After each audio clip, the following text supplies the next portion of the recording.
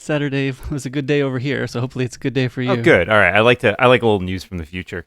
I'm also glad you got your treats from Japan. Yes.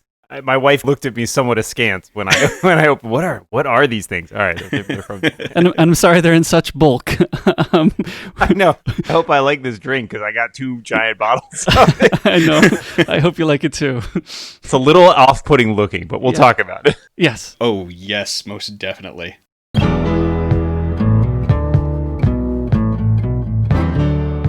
Welcome to My Hill to Die On, episode 19. Everyone has things they are passionate about. Things we want our friends to try and experience. So we've convinced each other to try different things. And we talk about these experiences to see if we can get just one more person to join us on our hill to die on. I introduce myself. That seems like a nice thing to do if there's people out there who don't know what is this strange voice talking to you. I'm Dan Moren. I'm the author of several science fiction novels, including most recently the Aleph Extraction. I'm also a tech journalist and have been for about 13, 14 years. I write at sixcolors.com, and I write a weekly column at Macworld, as well as doing some freelance work other places. And I host a whole bunch of podcasts, including Clockwise at Relay FM, The Rebound, which is a tech podcast. I write, host, and produce a nerdy quiz show called Inconceivable, and I'm a panelist at a bunch of other shows at theincomparable.com. I practice that a lot in the mirror. So. It's very good for a visual medium. I mean, audio medium. That's true. It's not, it's one of those things you get used to when you've been on enough shows, is like people want you to come up with a succinct description of yourself. And I'm like, I don't know how succinct that was, but it was a description. You recently acquired a Synology. This is true. So, as we both have Synologies, I thought we could potentially talk a little bit about what we do with ours and what you're planning on, all that stuff. Yeah, I got one last year. It replaced I had a Mac mini server running, and I really liked it. And I tinkered with it a bunch, and I added like a second drive, and I did all this stuff, and it unceremoniously died. I tried repairing it for a long time, and I eventually had to give up because there didn't have the parts. And so I replaced it with Synology, which I'd heard many of my friends speak very positively of, mainly because what I needed was storage space that was accessible on the network and some small degree of server capabilities. So mine acts mainly as like a canonical backup storage for stuff on my network, so I can dump stuff there when I'm done with it off my, working computer and free up some space, as well as storing, media. And then I like to play around and tinker with things, so I spend a lot of time just trying to set up different services on it. It runs like a Homebridge server for like HomeKit stuff. It has I think what else I've got on there. I think I had a VPN server running for a little while, but I don't think it actually is currently working. And then I like to muck around with things as they come up. But I'm always interested to hear more applications. Well, Nate can probably fill you in a whole lot better than I can, because I underutilize mine. Mine is basically a very overpowered media server, where I have all of my digital media backed up so that I can access it over the network. And that's pretty much the majority of what I use it for, but mainly because of the sheer amount of media that I have and how much I've been storing there. Right, yeah. Yeah, for me, one of my things that I was trying to do with my Synology was I'd been using Flickr for a long time, and I had written some PHP helper applications that would feed photos into Flickr for me and then catalog them nicely. It was kind of a nice thing, but Flickr changed their APIs a few times, and my stuff started breaking, and I couldn't handle it anymore. I just couldn't keep up with the updates, and I didn't want to start learning the new APIs. Plus, that was about the time that Flickr had been bought. I forget by who now, but they were changing, so I figured it was time for me to divest myself of Flickr. So I wrote one last script to pull everything down, and I started playing with the DS Photo on my Synology. And in the trade-off of the speed at which it takes to access your photos, the amount of photos you can access, the quality of those photos, I decided that I was okay storing my photos on my Synology so I could have all of them, but my Synology is not as fast as Flickr's CDNs. But at least I can access all of them anytime with, well, I paid a lot for my Synology, but at least I'm not paying $50 for Flickr every year. But I guess maybe the trade-off didn't really work out, but in terms of cost. Well, I mean, it's one of those things where the more applications you find for it, the better sort of your return on your investment is, I feel like. And for me, like having some place to play around with different ideas and like different sort of applications of like, oh, I wonder if I could do this thing or that thing. Like, it's nice to have a little test bed sort of to do that. And like I said, I liked mucking around with the Mac Mini server a bunch. And I certainly love the idea of having a Mac-based server, but I've been pretty impressed with the Synology overall because even though it is just like, 2 hard drives hanging off like a little processor, it packs a surprising amount of functionality in there, and the Synology OS is pretty good. I was really impressed with how friendly it was, and I expected it to be way worse. Yeah. In fact, I cheat because I have a Synology and a Mac Mini server next to each other. That's fine. Actually, I'm fairly interested in what Casey has been talking about recently on ATP a little bit about how he uses his Synology as his Dropbox replacement. Oh, yeah. And I'm thinking about doing that as well. I haven't started it yet, but... I like that idea. I've seen that in a few places, and I had sort of played around with it a little bit. I divested mostly from Dropbox. I still end up using it because specifically for things that I share with other people. The iCloud Drive stuff, they just added the folder sharing recently, and I don't think most people have taken advantage of it.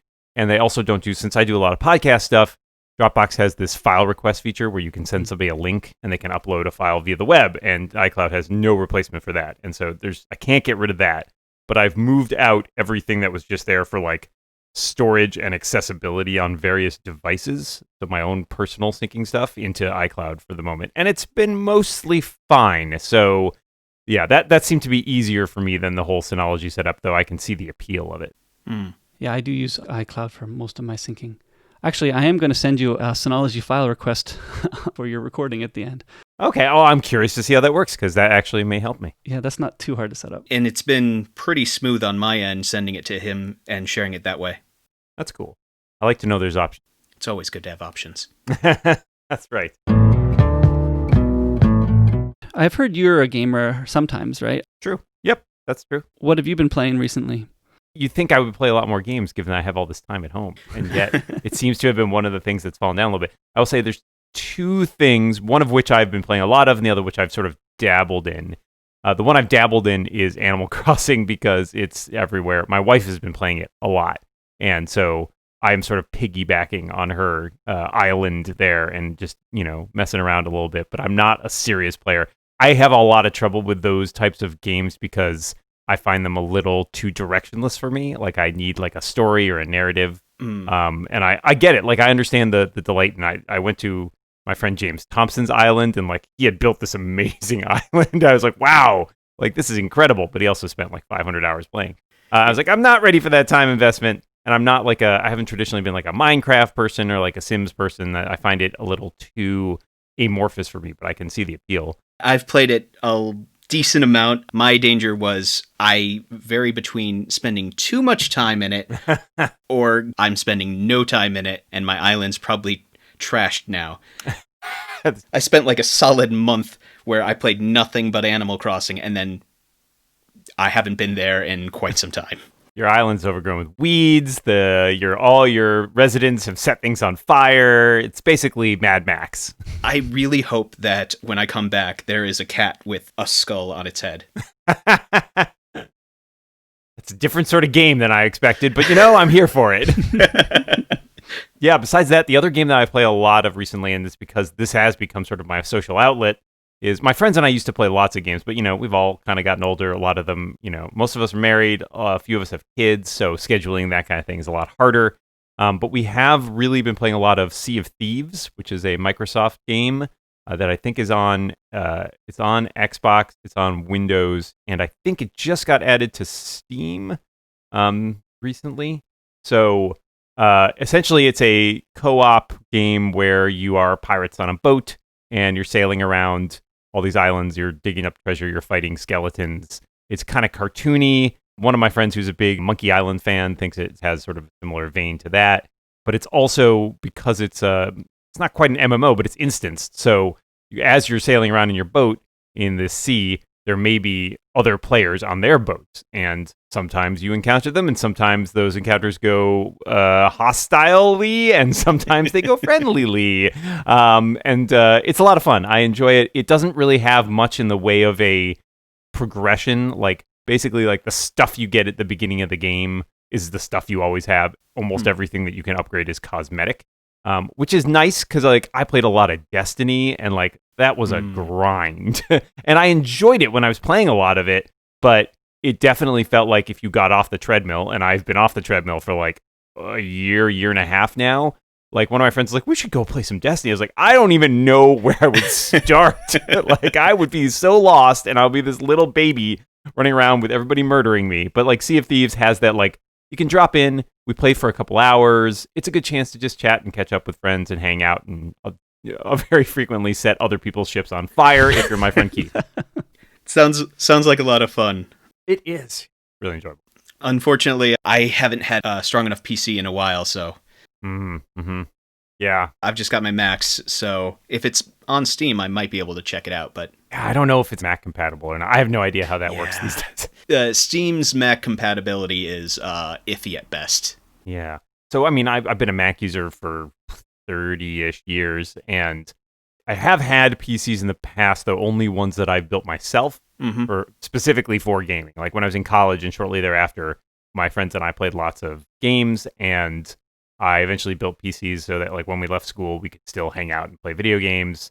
And other than that, like I've pretty much been Mac only. And then eventually we shifted to the Xbox just because it was so much easier to like, you don't have to buy components. There was no arguing about, well, he's got a better graphics card and better processor. So that's why he always wins at this game. And, that simplified the online game playing aspect of it, which was always a pain back in the day with like networking. So we went Xbox maybe, I don't know, 2006 or 7. And I had a 360 and now I have an Xbox One.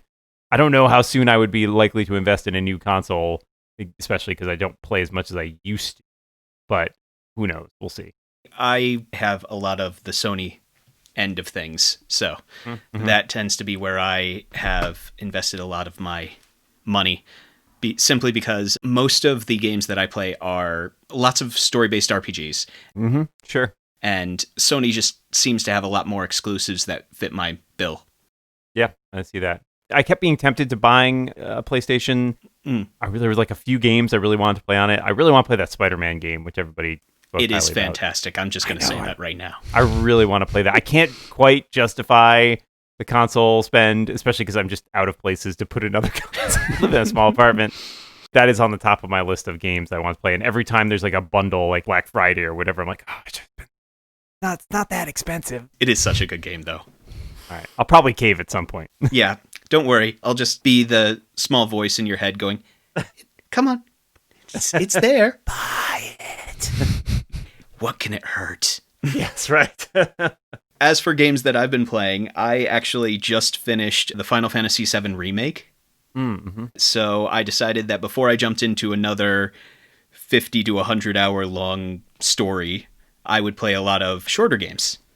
So this week, I played 2 shorter games. I played Abzu. It's made by the same people who made Journey. Okay, cool. And this one is you are basically swimming through the ocean and finding various collectibles that bring life back to the ocean. But it's very atmospheric, pretty little thing. Cool. It's a quick game, maybe 2 to 3 hours tops. But it's just a really pretty experience is the best way to put it. I loved Journey. I mean, I had to go to a friend's house, and he let me sit there and play it on his PlayStation for like 3 hours. My best friend from high school is an avid gamer, and so I went over, and he's like, I'm just going to let you sit here. I'm just going to go off and do something else, and I might pop in from time to time. I'm just going to let you sit here and have this experience. And it was fantastic. I really enjoyed it. And it feels exactly the same way for me. Well, that's cool. And if you like water graphics, it's basically Journey with water graphics. Okay, that's a selling point. The other game that I've been playing is Sayonara Wild Hearts. So, have you played that? You know what? I tried it, and I think it just wasn't for me. I saw everything that appealed about it, but something about the gameplay I think was just not my style. Yeah, for me, the thing that actually kept me going was the music. Mm-hmm. Yeah. Basically, it is a mix of kind of a just racing / music / rhythm game is the best way to describe it, where you are collecting hearts and just going along various tracks. But what was very interesting was every level changed how you controlled everything. Everything was basically just going back and forth and one button prompt, but some of the levels you were in a car, some of the levels you were in a first person's perspective, some they switched to an over-the-shoulder third person, some they had a way back camera view of you on a bike, and it just kept changing how you were supposed to deal with things. But that music just kept me coming back.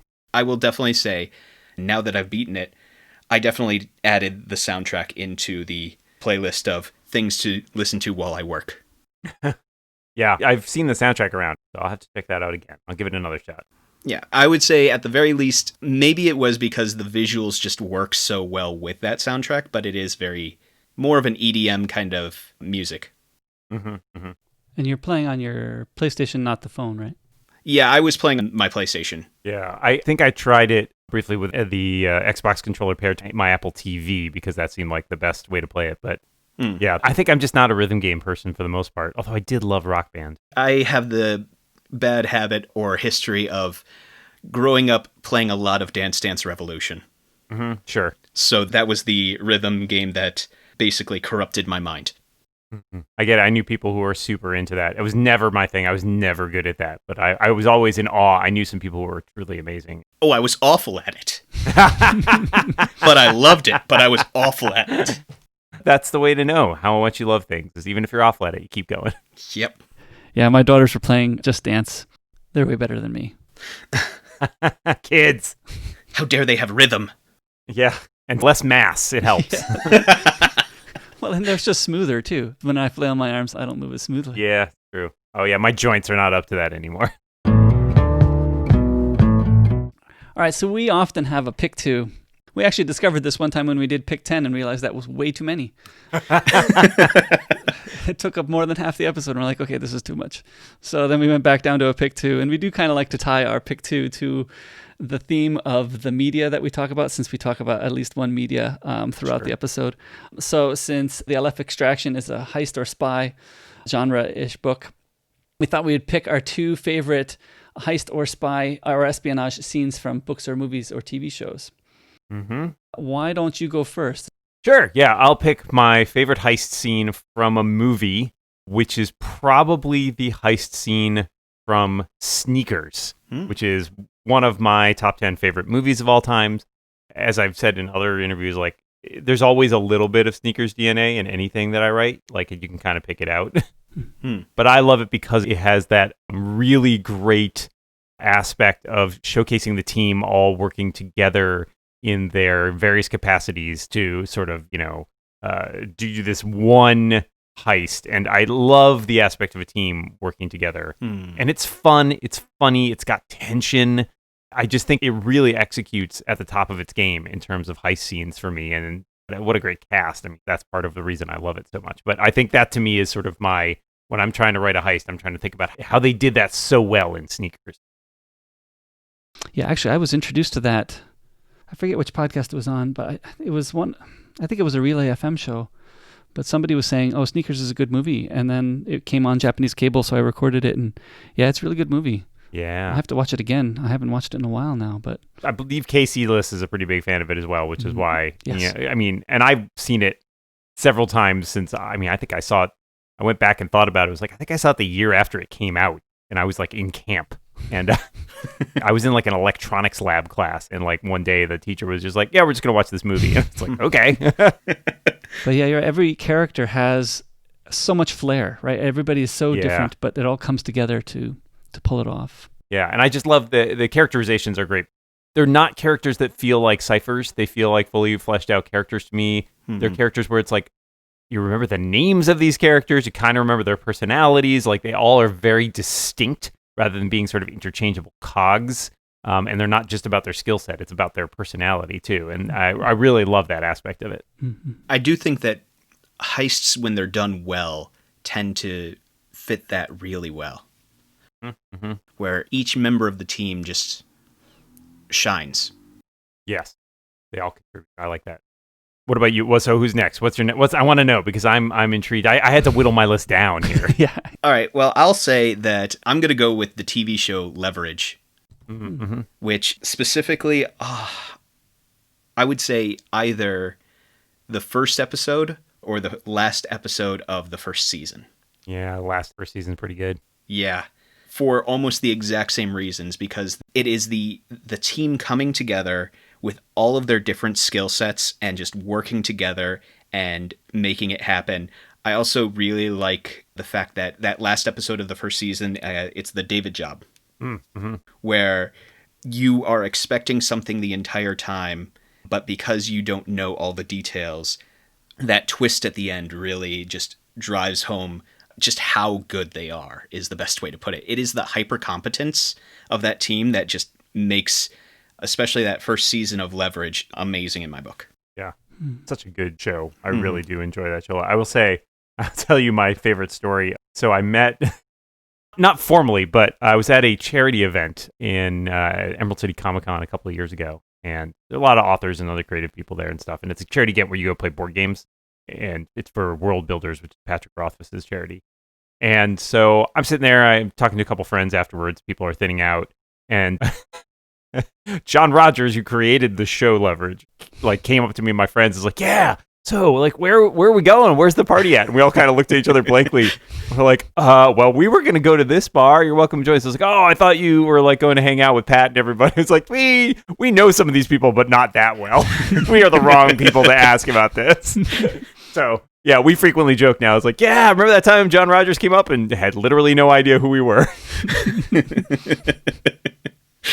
Leverage is where I learned of Aldous Hodge. And then when he came on Discovery, everybody's talking about him from another show. I don't even know which one it is. But I liked Leverage too. In fact, Leverage is one of the shows that when I first came to Japan, my parents would send me DVDs of stuff they recorded on the TiVo that I left them, and the DVD-R player that I left them. So they would send me a bunch of DVDs, and I would watch Leverage that they send me. It was pretty fun. I enjoyed that. I don't quite remember that episode. I'm going to have to watch it again.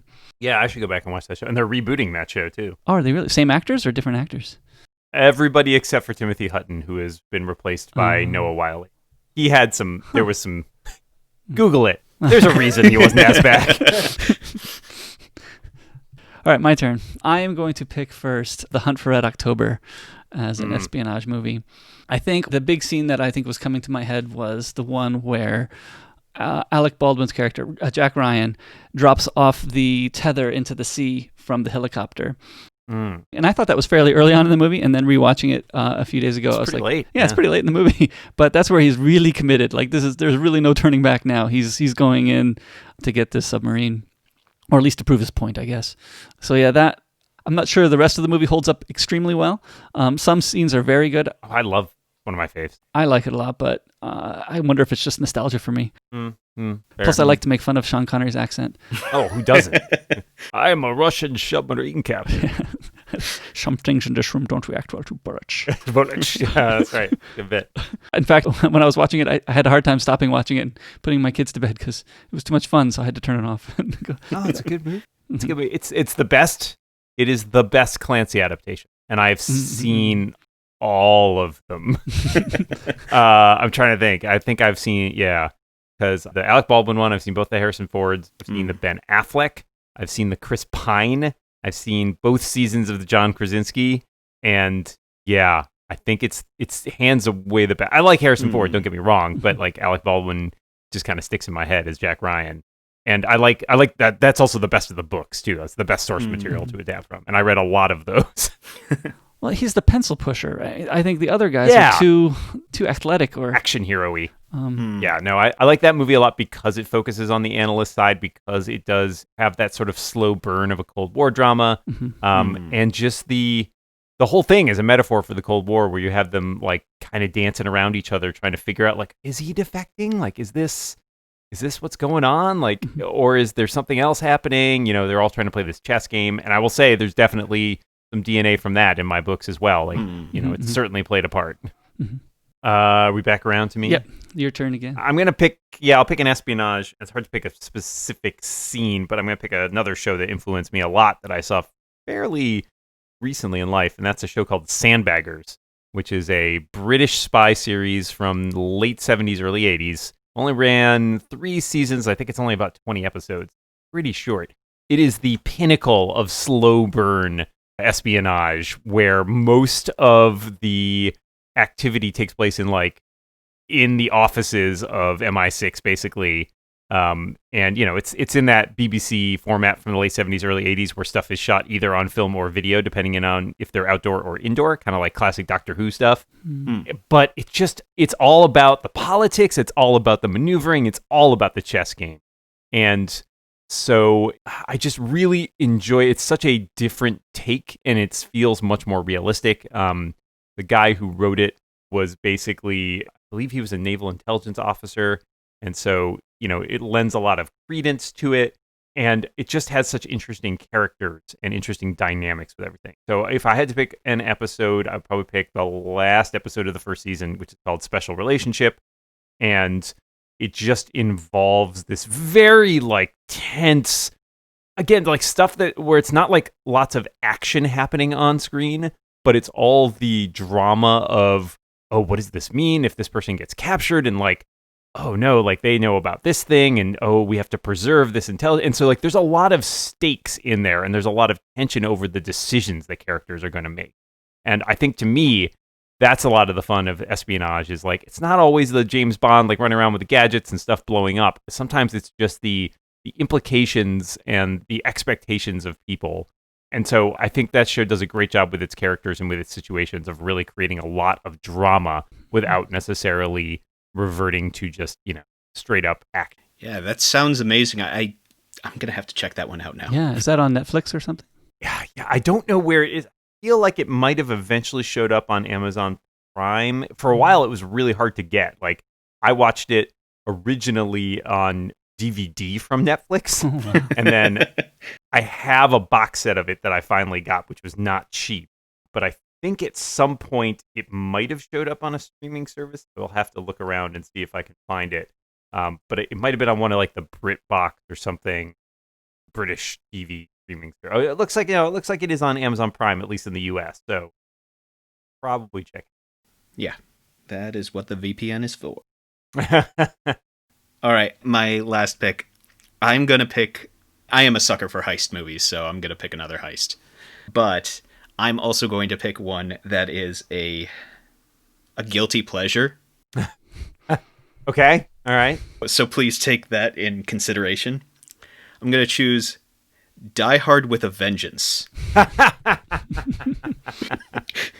Because the robbing of the bank and all of the things that they do to set that up, you see none of the setup. You see just the actual carry out of it. Mm-hmm. And while this is all going on, basically keeping both the government and, of course, John McClane all busy at the same time, while basically driving out with dump trucks full of gold. Yeah. To the theme of the ants go marching. Mm-hmm. Mm-hmm. Like I said, it is a guilty pleasure, but it is just one of those scenes that sticks in your head because they just burst through a wall and drive out with the gold in the trucks. Like I said, it is a scene that just sticks in your head, even though it is most definitely a guilty pleasure because, and this might be controversial, but I think that Die Hard with a Vengeance is the weakest of all the Die Hards. Interesting. Yeah. Wait, of all 5 or of all like? Oh well, I would say that was the statement I would have when there were 4 of them. Okay. Really? Okay. Yeah. Yeah. Right. I'm even going to say 4 is better than that one. I don't know if I would go that far, but all right. I see. I mean, I don't disagree. 4 has its moments. 4 has its moments. I feel super bad. I haven't seen, or have I seen 5? I can't remember. That should tell you something right there. Yeah, 5 is weak. 5 is weak. I'm gonna be honest. I saw it once, but that was a long time ago. Yeah, I might have watched it just out of completion and then totally wiped it from my brain. Because I started to say, like, oh, I definitely haven't seen it. And I started to think, I was like, actually, I might have watched it. Yeah, that's the one where he goes to save his son in Russia. In Russia, yeah. I'm trying to confuse, like, in my head, I'm thinking, did I see it or did I just see the trailers for it? I don't actually know. Yeah, and number 4 was the one with the fire Timothy sale. Oliphant. Yeah. Yep. Yeah. Number 4 we watched recently. My wife picked it off our server as something she wanted to watch, and I was like, okay, we'll watch this one. It's the 4th one, but okay. It's not bad. It's not bad. No. I like, what's his name? The Mac. Justin Long. I liked him. He was Justin Long, yeah. Actually, now that I think about it, man, I do like number 3. That's tricky. Yeah, maybe not. I mean, of course, number 1's the best, but yeah, we can all agree about that. That was when you start to say like an unpopular opinion. I thought you were going to say Die Hard with a Vengeance is the best of them. I was like, I don't know if I would go that far. No. See, I don't think that's a defendable statement. No, I don't think so. I mean, the first is iconic, and there's just so much that works in that movie. It's almost note perfect. I mean, let's be completely fair. It is one of my 2 Christmas movies that I watch every year. Totally fair. No argument for me. Thank you. I've had arguments that that's not a Christmas movie, but, it's definitely a Christmas movie. Well, the other one is Snoopy, right? That's what it is? No, it's Muppet Christmas Carol. Thank you very much. Okay. All right. Because, yeah. The digression aside, yeah, that first scene where they are actually breaking into the bank, but also all the steps that they've done to set that up, the escape, how they have it all mapped out, all planned. It is a heist that sticks in my mind, even if it's not seen from the side of the ones committing the heist. Cool. Also, I just learned a fact, which I did not know as I looked this up on Wikipedia. Did you know that one of Samuel L. Jackson's nephews, who's in school and is caught in the school bomb panic, is played by Aldous Hodge? I did not know that. I didn't know that either. What? And also, I had forgotten that he appears in A Good Day to Die Hard. Or is that the one I didn't see? No, that's the one I didn't see. That's why. Okay. Oh. He also appears in that in a different role. So apparently. I'm trying to think of what role he would have been in that one. He plays, I don't know, there's just a picture of him wear the headset and it credits him as Foxy. Probably one of the random guys who gets shot. Yeah, that seems right. I'll learn something new every day. Yeah. Well, I want to pick Dr. Bashir, I presume, from Deep Space Nine. But no, I probably can't pick that. No, actually, I do want to pick Mission Impossible, the original series from the 60s. My parents used to get it on VHS. Somehow we were... Well, it's not somehow. I'm sure my parents must have filled in something and sent it in. And we used to get videotapes in the mail, and we would get TNG, which is after the fact. We would get TNG tapes. I remember watching it live, but we must have ordered the tapes. And then we would get Mission Impossible too. And I remember watching them when I was growing up. And the one that really stuck out to me, I think, was season 1, episode 17, which is called The Frame. And in that episode, they're trying to disgrace a mob boss to his peers to basically collapse that mob because that mob is killing off senators so that they can get their own people elected. And in that episode, Martin Landau, Ronald, what's his name? Ronald Hand? No, what's his name? Roland Hand. Roland Hand, thank you, yes. Roland Hand is playing a deaf waiter, and one of the mob guys tries to test his hearing by firing a shot next to his ear. And I think I was thinking before that, like, oh, Roland has the easiest job among all of them. He just has to act. It's no problem. And realizing there that no, his acting, he has to be right on. Of course, I'm sure that gun really didn't have a bullet in it, but in my teenage head, it definitely did. So yeah, I was thinking, wow, he's actually got a hard job. And I didn't realize that his acting does make or break their cases most of the time. It has to. Even the electrician always has a hard job. He's got to twist those wires as fast as he can to get things done. But Roland, he doesn't have to do anything. But no, he does. He has to really act, and that's good. I mean, they eventually do, of course, pull that off and steal the money, which is kind of a nice prize for them too. But also definitely discredit the mob boss. So yeah, Mission Impossible was a show that I've much enjoyed watching. I have actually only seen a handful of the original episodes. My wife and I were watching them, trying to go through and like pick out, like go and look for lists of like the best episodes and like watching those at one point. They are definitely a lot like slower paced than modern TV. So it is an acquired taste in that sense, but I do enjoy it. I will say my wife and I are both big fans of the whole Mission Impossible franchise. And in fact, when I proposed to her, it was a Mission Impossible themed scavenger hunt. So you can tell that we both have deep credentials in that area. You know, the interesting thing, though, about speaking of the slow pace, though, I tried to show it to my oldest daughter, who is 10. And I was thinking, oh, she'll be okay. It's slower pace. So I started with the pilot, the one where Roland is pretending to be the dictator. And she said that it was actually too stressful for her. She couldn't finish it.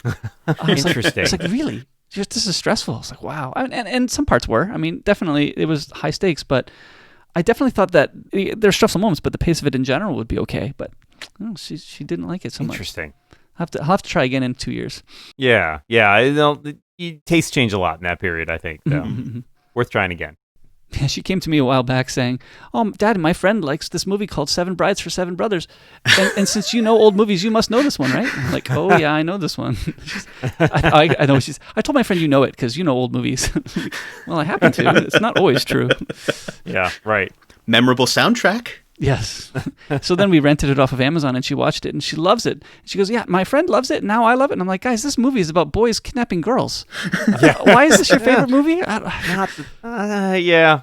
There's sometimes it's fun. You perceive things very different at those ages. That's for sure. Nothing like some good old Stockholm syndrome.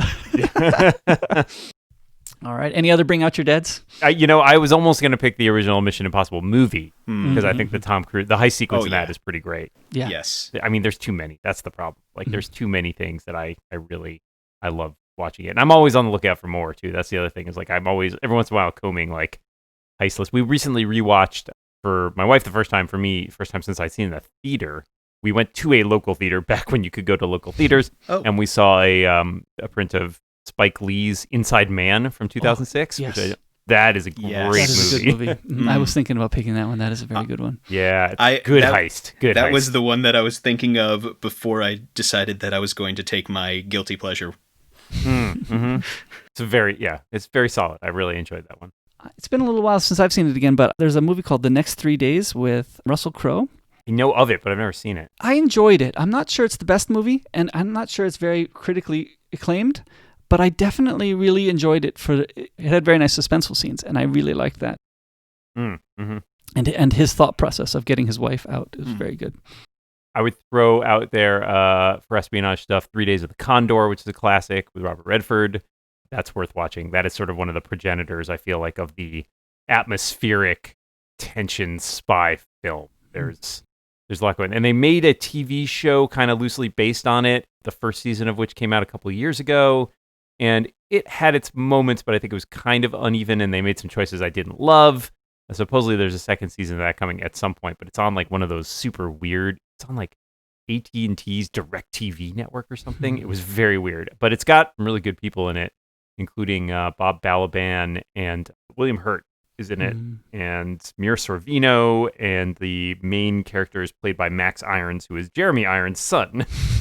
So it may be worth checking out at some point, but I'd like to. It might be a little tricky to dig up because I had trouble finding it. Dr. Bashir, I presume, is a fun Star Trek episode. I do wonder if you have to be knowledgeable of Star Trek to actually watch it, but Garrick... I feel like if you know James Bond, you can kind of pick that one up. I do just love Garrick walking around. I've picked the wrong intelligence service. I would say that you can't go wrong with some of the more blockbustery ones simply because of almost a popcorny kind of heist movie feel is the best way to put it. The production value, the spectacle. Yeah. Thank you. That's what I'm trying to say. The ones that I'm thinking of are things like the Ocean's 11, the Italian Jobs, the ones that are definitely production value, just great fun to watch, but I feel like they fall down on some of the character aspects of some of the other better heist movies. Yeah.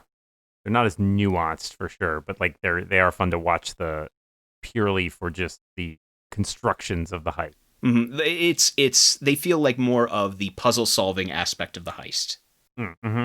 rather than the character. How do you feel about Rogue One as a heist movie? Ooh. I would argue it's not as much a heist movie as a, pardon the gendering of this, but a men on a mission movie. So like, your Guns of Navarone or Dirty Dozen, Where Eagles Dare, that kind of thing. It has much more in common with sort of a war movie, I think, than a straight up heist movie. A lot more action, less in terms of like the planning of the heist, and more of just like, we're on a mission and our mission is to get this thing. So I would put it more in a war movie camp, but it shares some DNA there. Some of the other things I was thinking about were things like, so I'm a big fan of fantasy novels, and I know that, for example, the Mistborn series, the first one is actually, when Brandon Sanderson was originally writing it, he was planning on making a fantasy heist novel. There's things like that. Then, of course, like Lies of Lamora. She said, if you had to pick a fantasy heist novel, it's Scott Lynch. That's the one. That's the one to go with. Yeah, definitely got to go with that one for the fantasy heist novel. That's a really good. That's one of my favorite fantasy novels of my adult life, basically. I've never read the Mistborn. My wife is a fan of some of his other work, the Way of Kings series. I have not. I've only read one thing by Brandon Sanderson, and it was a series of novellas. And I've met Brandon Sanderson more times than books of his I've read. Well, I will say that Mistborn is a good story, but whereas I heard that he was originally planning on making it a fantasy heist novel, it shifted more into a master pupil sort of story with a subplot of a heist novel. Gotcha. It's still a good heist novel in that aspect, but if you're looking for something more heist novel-y, is definitely going to be Lies of Lamora. But it is a good read. I just generally like his work. Yeah. It's very popular. Shall we go ahead and have you try some of this stuff that we sent? Yeah, let's do it. Yeah, my kids have been looking at these things on my desk and saying, Dad, when can I have some? Because I'm just teasing them, basically, putting this candy on my desk, since they like Haichu a lot. All right. Where we start? I have quite a bunch. I have grape, strawberry. I have watermelon, banana. A banana, yeah. Mango, pink apple. Which is too bad, because actually one of my favorite flavors is the really sour grapefruit ones, but they didn't have that one on Amazon.com, sorry. Oh, okay. No problem. I'm going to start with something a little tame. I'm going to try a strawberry. Yeah, we have strawberry here. I couldn't find all of those flavors in Japan in my store, so I was only able to get strawberry, grape, and apple for us. But yeah, this is Haichu. It's very comparable to a Starburst. Okay. But I find it much better. So my wife listens to a show called Free to a Good Home, which is an Australian podcast where the main thrust of it is looking at like classifieds and stuff, really weird classifieds. But they do a bit called Snack Report at the beginning where they try a snack and discuss it. So she's like, "Oh, are you doing Snack Report?" And I was like, "Essentially, yes." Yes. I like the look of them, kind of like wrapped little rolls. And actually, I have a question for you. I think ours are pink on the outside and white on the inside. Are yours white? Oh, mine's the other way. Yeah, I wonder. It's weird that's different. Oh.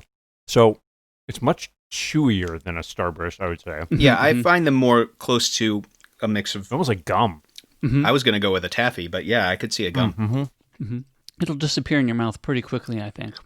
Okay, so my wife walked by and took one while I wasn't chewing it now. Good for her. Good for her. Do you want to input? Yeah, it is.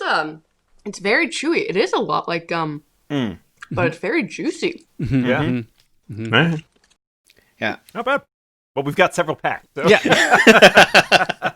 I think what I like about it is it's the good part of gum, because you never want to get to the stringy bit of gum, like the cheap gum where it just like disintegrates in your mouth. And so it's all the good bits of gum at the start, and then you don't have to worry about like chewing it forever. Chewing for forever, and then like you're not supposed to swallow that. This is interesting.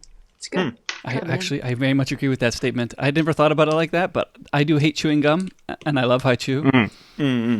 I haven't chewed gum in years, honestly. I like, as a kid did it a lot, and as an adult, never appealed to me. Yeah, I think that is a better description because I always considered it close to taffy, but no, I think The description of all the good parts of gum is a whole lot better. All the good parts. They should put that on the wrapper, clearly. I'm going to throw a grape one in here, too, just to... Banana's good. She likes the banana, too, yeah. I'm always, I always very mixed on artificial banana flavoring. I find it none of what I like about an actual banana. Artificial flavoring is hard though. Like there's some which I really like. I really like orange, like citrus flavors. Those are I think my favorite. And then whenever we get something that's like artificial cherry flavor always tastes like medicine. It always tastes like cough syrup or something. I just don't. It does not taste right. That being said, artificial citrus doesn't always work either. That's true. We had a Pepsi orange the other day. Ooh. And it was all right. But it wasn't that great. Where we live, there's a seltzer sparkling water company called Polar in the Northeast, and they make a lot of different seltzer flavors. And my favorite is an orange vanilla flavor. Which kind of tastes like a creamsicle. But there is currently, I really don't drink soda anymore either. I kind of gave that up to about 15 years ago, and there's an orange vanilla Coke right now that I'm sorely tempted to try just because that's my favorite flavor combination. I used to love vanilla Coke. Yeah, vanilla Coke was a good one. I did like that as well. I think probably what would be really good is if they made a orange cream soda Coke. Orange cream soda is good. All right, grape wasn't bad. Yeah. Definitely tasted like a classic, like a grape soda type thing. I'm going to try apple too, just to... Yeah, I'm trying apple now. I like apple. That's a good one. Of the three that we have, apple is my favorite. Really? Okay. All right. I think I might be partial to the strawberry, but... I like strawberry a lot. That's pretty good. Grape is fine, but grape's not like... I don't think it's one of my top flavors, just in general. Yeah, if you do ever go to a Japanese import store, they call them the sour ones. Bai is the Japanese word. And they have like little globule module thingies in it. So it's almost like little pop rocks in your haichu. So interesting. I do kind of like those ones. Well, this the watermelon one is sweet and sour, it says. So I don't know if that might include that. Apple's not bad.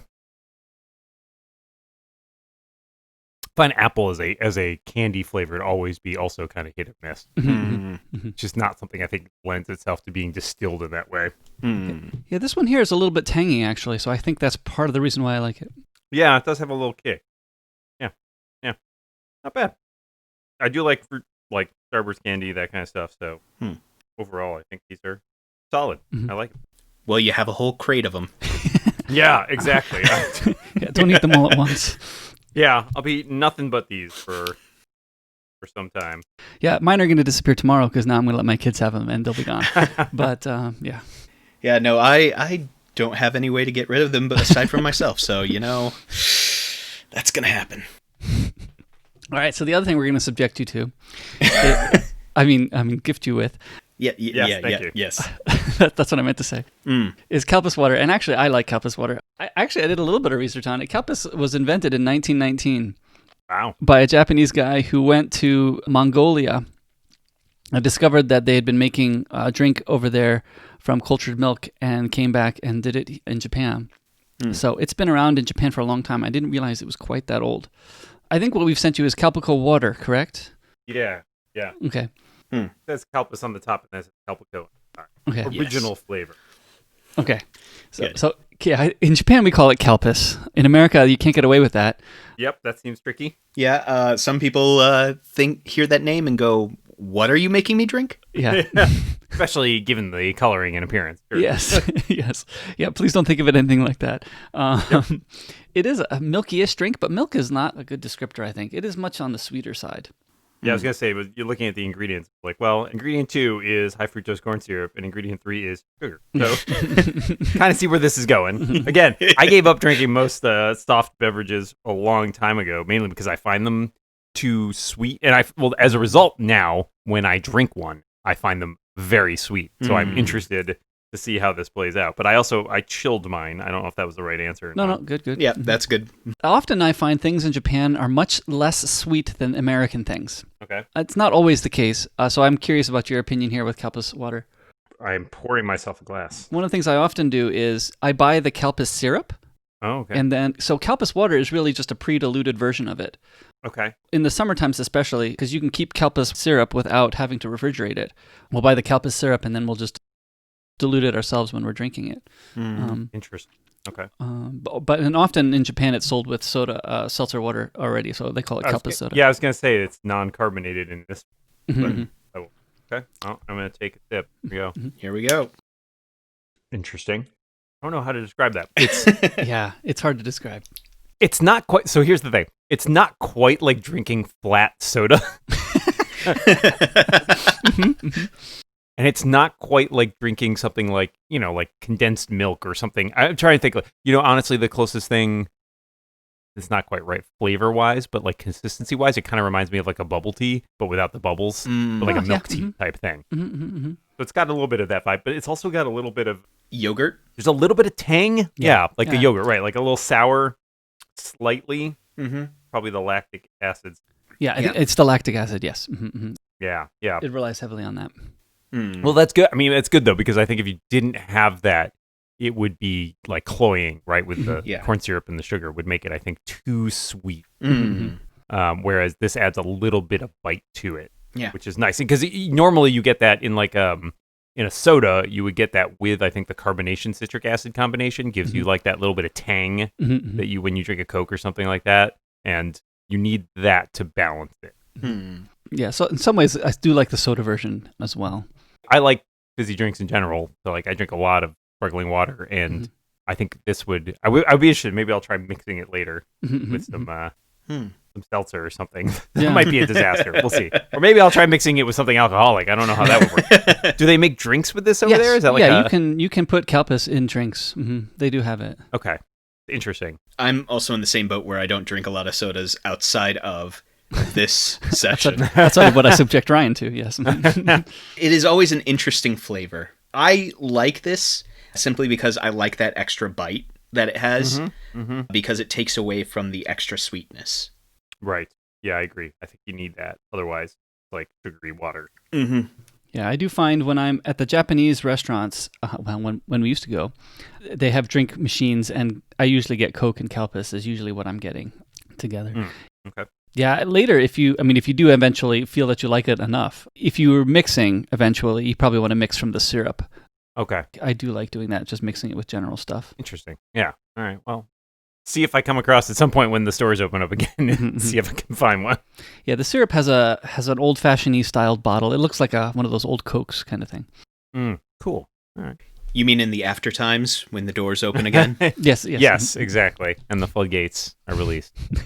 Because I know we do have, there is a Chinatown in Boston, and there's definitely over in some of the neighborhoods near some of the university, there are like Asian grocery stores and stuff like that. So this stuff is probably, in a normal day, this stuff is probably not too difficult to find, is my guess. But I might have to hunt around a little bit and figure out which is the right store. Yeah. Oh, I have some questions about Boston for you real quick, if that's okay. Sure, yeah. The 2 shows that I'm watching currently with my wife take place in Boston. Oh, okay. I'll tell you if they really take place in Boston. Yeah, that was actually my question. Defending Jacob is one of them, of course. So I'll tell you funny things about Defending Jacob, which is, I haven't watched it, but it is filmed in my hometown, or at least some of it is filmed in my hometown. And I only have seen the commercials so far, but it definitely resembles that. And I will say my hometown is also where John Syracuse lives now. He lives very close to my parents. And he was mentioning, I know that some of it was filmed in the park where he walks his dog. And I was like, yeah, I used to play soccer in that park as a kid. So I know that a lot of that was filmed there. That is legit Boston. Yeah, the other one I'm watching, because Japanese cable is showing it in reruns now, is Rizzoli and Isles. Have you ever seen that show? I've never watched it. I know of it, but I don't. I'm going to guess it was not filmed here at all. Probably not. Is my guess.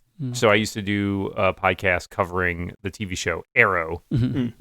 And the establishing shots for that show are all Boston. Like whenever they show a skyline, it's Boston. Starting in the end of season 1, it's like they use like a little bit of a mix before then, but then starting at the end of like season 1, it's all Boston. And it's not filmed. I mean, it's all filmed in Vancouver. It's none of it is filmed in Boston. So I'm going to see if any of this, looking at the production, not in Boston. Certainly doesn't look like it. They don't show much area. Right. The establishing shots, but that's it. And I don't know enough Yeah, of Boston to recognize the establishing shots. Yeah. It was interesting when Arrow started doing that because that was a show I followed very closely. I was like, oh, I know all those buildings. But then you can tell, like, I think Boston has a very specific feel to it. And so you start watching a show that purports to be in Boston and you're like, what is this garbage? Like, my favorite was, I really enjoyed the show, but they did terrible. That was the show Fringe. Oh, yeah. Oh, which was ostensibly set in Boston and hilariously just never, aside from those few establishing shots, nothing ever looked like Boston. And I think it was filmed largely in New York, which is not that similar. And I just remember the one time they were going to apprehend somebody at South Station, which is our major train station. And like they showed this cute little depot at like a country station. I was like, what? That's not even remotely close to what South Station looks like. I just thought it was hilarious. Yeah, actually, Fringe was a great show. The 5th season of that show was just wonderful. I really enjoyed that show a lot. It got a lot better as it went along, too, because it felt very much in the first season like we're kind of trying to knock off the X-Files. Yeah, or CSI, like a gross CSI. But then... Yes, exactly. And then it turned into a lot more. Yes, yeah, especially with the multiple dimensions. Yes, the alternate universe stuff was cool. I really enjoyed it. By the way, real quick question, since we are currently not in America yet, are clearly, because of our accents, from America. How is your area doing at the moment, by the way? I mean, of what you can see out the window or what? Okay. No, I mean, I go for a walk every day. My neighborhood is, so I live in Somerville, which is across the river from Boston next to Cambridge. It is, it's not quite suburban, but it's also not quite like, it's not like being downtown. So it's like a residential area mostly, but it's very dense. It's a small area. In fact, it's the densest city in New England. So it has the most people in the smallest area. And so I walk around and, it's okay. So a lot of our stores have been, or like, cafes and restaurants and stuff have been doing takeout. So there's been a lot of that. Most of the people I pass on the street are wearing masks these days. People are not always the best about their, discipline with that, unsurprisingly. But I think most people seem to be trying pretty well. The most interesting thing is just it's gotten a lot more crowded, I think, on the streets. Like I have to walk on side streets and stuff to avoid people because everybody is just going for walks, essentially. I think there's certainly elements of people getting frustrated with it just because my area tends to be, Massachusetts in general, Boston specifically, tends to be a much more liberal-leaning state. I think people are much more comfortable with the idea, like, look, this is just something we have to do. Yeah. We do have our occasional people protesting and everybody's got them. Yeah. But yeah, it's been okay. I think everybody's just starting to get to the point of a little stir craziness since it's gotten nicer out, but it's so far doing all right. I was just curious. Yeah, no, it's fine. It is weird. I talk to my friends in other places too, just to see how things are in various places. A lot of the people I know tend to live in similar sort of situations where it's like, yeah, there are always people protesting and angry about it, but most of us understand that this is what we need to do. So we make do with the what we can do. Yeah, I'll be honest. One of the biggest downsides for me at the moment is the fact that because of this all, my D&D group hasn't been able to meet in a long time. Yeah, we switched to online for my one in-person game, and then I was in another RPG group that I think is just on hiatus. So yeah, switching to online wasn't bad. I would rather play online, and I have a long history of playing D&D online, both on podcasts and just like years and years ago when I first started my first modern D&D campaign with some friends, probably about 12 or 13 years ago. We started it kind of when we were on vacation together for like a week. We played a bunch, and then we went back to our separate places, and we're like, well, we can continue it online. So I have a long experience playing online, and it's, the tools are so much better than they used to be. Yeah. It's not as good an experience. I would obviously much rather be in the same place with people, but I'm glad it at least gives me an excuse to still interact with them and still get to play every couple weeks or so. Yeah, I understand that. Our DM has not been able to get all that set up, so. Sure. Yeah. It's a lot of work. I'm lucky in that my DM for my in-person group is the same as my DM for many of my podcasts. So he's already well-versed in that kind of thing. So the main media for today, we are going to clearly be talking about the Aleph Extraction. And I think I said that right. You did. Yes. As it has clearly come out, what is it, a week ago now? Yeah, just over a week and a half. Normally we do a summary, but we didn't want to do that simply because, spoilers, way too early. If it was something that came out years ago, maybe, but not for something this recent. Sure. Yeah, we're not reminding anybody of what they read 10 years ago. Go read it and come back. You can pause and we'll be here when you come back. Today, instead of doing a summary, a lot of what we have is we really have a lot of questions that we'd like to ask you. Sure. Yeah. So we're going to focus on those rather than necessarily hitting a lot of the spoiler territory. We might address some things that might hit into that spoiler territory if you're willing to do that. Yeah, sure. You don't have to worry about spoiling me. I've read it. Oh, really? Really? A lot of times. All right. Hi, Dan. One of the questions we have for you is, we noticed at the beginning of the book, you had a dedication, and you mentioned your teacher, Dick Yassi. Is that his name? Mm-hmm. Yep. Ryan and I both work at a school, and this piqued our interest. So would you mind sharing something about Dick Yassi and what he meant to you? Sure. I'm so glad that you guys asked this. It means a lot. So I made most of my close friends in middle school. So I had my little band of friends, and we were all really close. And my homeroom teacher was a man named Dick Yassi, Mr. Yassi, and he not only was my homeroom teacher, but he also taught a bunch of English classes, literature and composition, and all these classes. We had kind of a weird, unique structure to the way our middle school was set up, in that it was actually more like college. So there were a lot of classes, like elective classes that you could take. There were about these kind of like esoteric, like subject matter. So Mr. Yassi taught a whole class that was about Dracula, like for an entire quarter, essentially. They did nothing but talk about the book Dracula. I had other classes that dealt with fantasy and science fiction. I had classes like social studies classes that were on specific decades. Like I took one on the 50s and then one on the 30s, I think, and the Great Depression. And it was really cool because it really allowed you to engage and pick things that you were interested in. Like I took another history class just on World War I. And it was cool because it gave a lot of agency to people in the 7th and 8th grades to sort of decide what things they were interested in. Like you still had requirements and there were still sort of basic classes that you had to take, but it was way more flexible and way more diverse. And I loved that. And Mr. Yassi was one of my favorite teachers. He was just incredibly warm-hearted, generous with his time, just really invested in his students, cared so much about them. He taught there for, I don't even know how long, at least 20 years or so.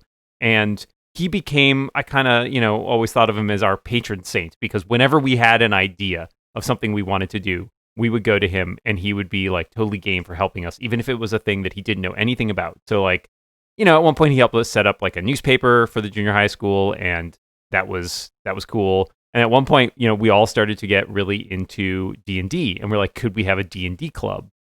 Mr. Yassi he didn't know what D&D was. He didn't care what D&D was, but he was like, yeah, sure, I'll be your faculty advisor or whatever. And so, Monday afternoons, we would go and we play D&D in the cafeteria, and, he'd just hang out and listen or read his book or whatever. But he was just such a kind man and so happy to see kids just learning and engaged. And I always really appreciated him for that. And I, very sadly, years ago, I don't know, I kind of dug him up. I don't remember how I came across him, but I got in touch with him through his son long after he'd retired. This is maybe, I don't know, 5-10 years ago. And I had actually set up an opportunity for some of my friends to all of us to go and take him out to dinner. And then unfortunately he had a heart attack, and then he was recovering from that. And then we were trying to schedule a new time, and we had just sort of set that up when his son emailed me to tell me he had passed away. And I was really heartbroken because I was looking forward to catching him up on all our lives and just, all the things that we had done, because I think he was just always so interested in what we were going to do and so supportive, being able to sit down and tell him oh yeah, I writing books and doing all this stuff. I'm a professional journalist. And I just thought he would have been so gratified to hear about all of our accomplishments and stuff like that. And, his son told me he remembered you guys, like he would really love to catch up. And so I'm really sad that we didn't get that to happen, but I am just incredibly thankful for the impact he had on all of our lives. Thanks for sharing that. Mm-hmm. No, thank you. I mean, a lot of my family, most of my mom's family, which is the side I'm especially close with, are we have a lot of librarians, we have a lot of teachers.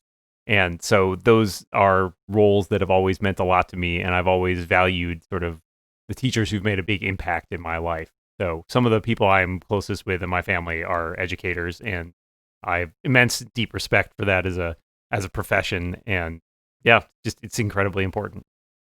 I will say that as a teacher, hearing that sort of story makes me always think that I hope that I am being that for someone, even if I'm not saying it right now. So yeah, it is good to hear that from somebody who has experienced that from a teacher. So thank you so much. Thank you for asking.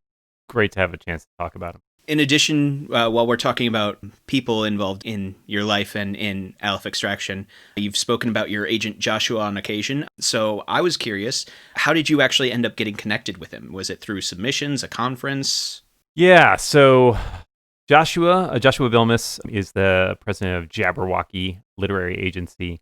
I knew his name a long time ago when I was 24. So this would be around early mid-2000s. I finished my first novel, and I was like really excited, and I was super psyched. I'm like, you know what? I finally finished a novel after years of trying to write like a whole story, and I would always just sort of get stuck and eventually throw it away. But I had actually finished something, and so I polished it up, and I'm like, I'm going to send it off to agents. And I did my research, and Joshua was one of the people I came across because he had like a lot of experience in fantasy and science fiction, was like primarily what he was doing at that point. He had a lot of really, known clients. He was somebody who came up a lot when you sort of did your digging around there. As of people that he currently represents, I mean, he represents Brandon Sanderson. He represents Charlene Harris, who wrote the books that True Blood were based on, as well as a lot of other stuff. And so, he's got chops. He's been in this industry for a long time. Probably about, I don't know, 7, 8 years ago. I don't even remember how long. I went to my local science fiction conference, BossCon. I had been once, not long after I finished my first book, just because I was like, oh, it's the local conference, I should go. And it was cool. Like, I got to like sit down at a table and chat with like Cory Doctorow and George R.R. Martin and people and it was just kind of a cool experience. And then I sort of, I got into my journalism career, and the fiction writing fell by the wayside. So it wasn't until many years later that I sort of was like getting back into fiction writing that I decided, I should go to BossCon again. And one of the people I saw on a panel there was a writer named Mike Cole. And I had seen a blog post from Mike passed around in which he talked about sort of the realities of being a working writer and how like he was incredibly blunt and transparent. He's like, this is how much money I'm earning. I live in New York. This is how hard it is to afford that. Like, working as a writer, like here are utterly realistic. Here are the numbers. I'm not someone who is like an amazing bestseller. I'm not someone who has sold nothing. I'm kind of in that middle area.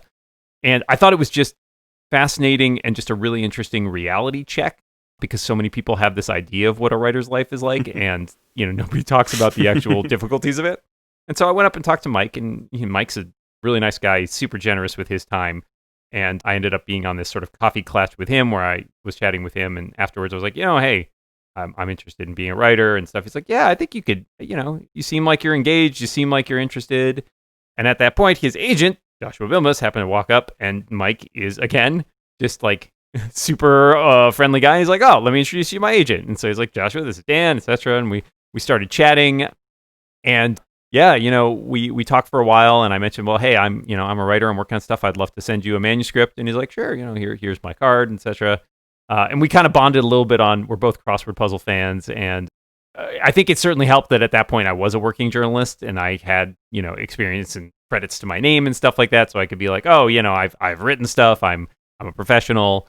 And we went back and forth for a long time where I would send him a manuscript, and months later he'd be like, yeah, I read it. Here's all the things that are wrong with it. And I would go back and I would spend a bunch of months working on it again, send it back, and a few months later, be like, it still needs some work. And we went through a bunch of rounds on that first book into what would eventually become the Caledonian Gambit. And he was just, again, I think I've been incredibly lucky in my life to come across all these people who are just generous with their time and willing to look at people and say, like, sure, I'll help you out. Like, I'm glad to, right? Like, and that's a rare quality. I think that there are people who are willing to be like, yes, my time is important. I'm a person doing these professional important things, but I will still help out someone who is trying to be, come on their way up. And it's something that I've tried to take to heart from those lessons and pass along to, I've had people come up to me at conferences now and be like, oh, hey, I'm a writer. I'm kind of interested. How do you get started? And I felt great. A couple of years ago, I got a chance to introduce a guy came up to me at BossCon and was like, I think I was signing books or whatever. And he's like, hey, I'm a writer. I'm interested in this. And Joshua happened to come up to me at that moment. I was like, oh, have you met this guy? And now he's representing that guy. I was like, see, I was able to like pay it forward and pass it on. I feel great about that. So yeah, I think and it's just a big part of the community for me. And Joshua is a huge part of my books. He spends a lot of time reading them and thinking about them and giving me critiques and things like that. And he's good at what he does. I'm truly thankful to have him on my side there. Once again, thanks. So, when you do begin a new story, like the Aleph Extraction, where do you start? To clarify, do you start with like the main conflict of the story, a place, a set piece? Is it a scene that sticks out in your mind that you want to write towards? Or is it character drama? Kind of what is the kernel that everything grows out of? It depends. I think it varies from book to book. There's a lot of times where I think that the kernel of an idea comes to you where it's like the conflict or the twist sometimes. Like, okay, what is interesting about this story? Like, what are these people trying to do? What are these characters trying to do?